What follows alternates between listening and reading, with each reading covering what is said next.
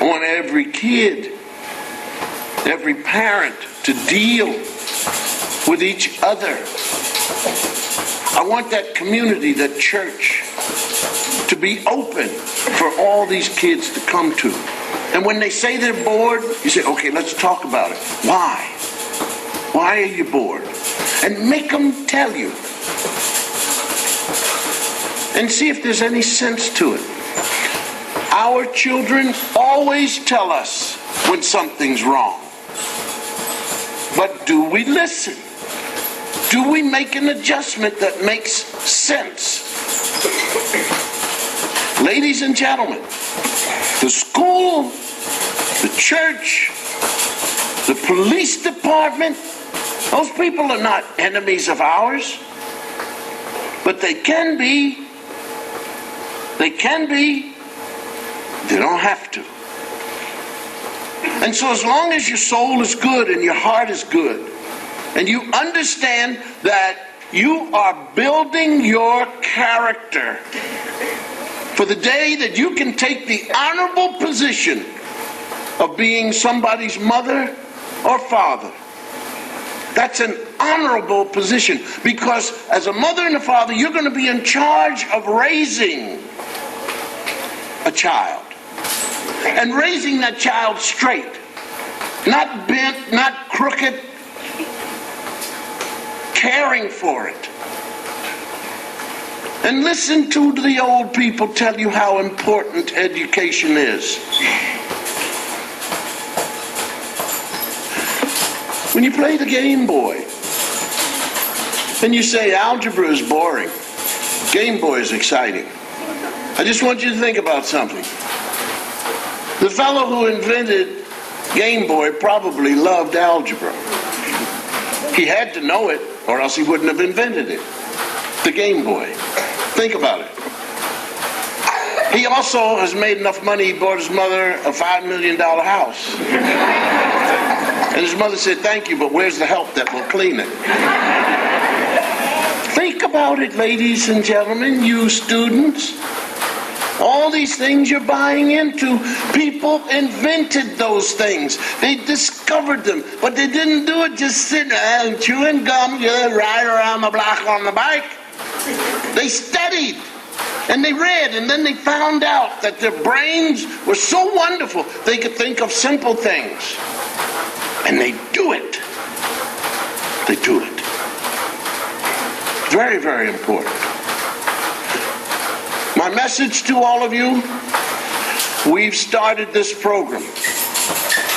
The program does not get started unless Dr. Lombardi says go. And he said go. And we're here. We're here and we mean it. And we mean that we will never let you down. We're going to keep the pressure on you. Because, as with a diamond, pressure makes it brighter and brighter and brighter. And we're going to maintain you young people, because that's what makes a tree grow straight and tall. And we can put braces on the side to keep it from bending too far. All you young people understand that's why we're here. And we're either going to be the best people you've ever met or your worst nightmare. Because you're not getting away with that which you should not get away with. And we can stand you yelling at us. And we can take your tantrums. We've seen better. And some of us, when we were children, put on better. One of the most wonderful things about being a teacher is watching some student come in and start something that you've seen about 27 times from different people, and that student thinks you've never seen it before. What a fun time. And so that's all we ask. We ask that this community Not only not stand alone, but join other communities. That you grown-ups branch out, talk to each other, make the movement happen. You've got to do this.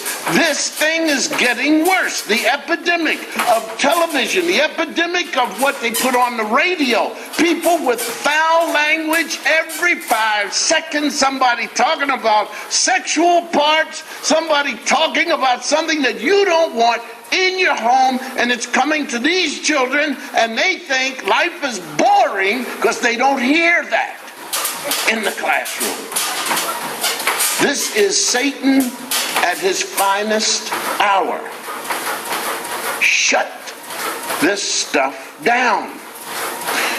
Your children are falling by the wayside because they believe that this is excitement. They will be dead in terms of loving Shakespeare, in terms of enjoying what we call the classics.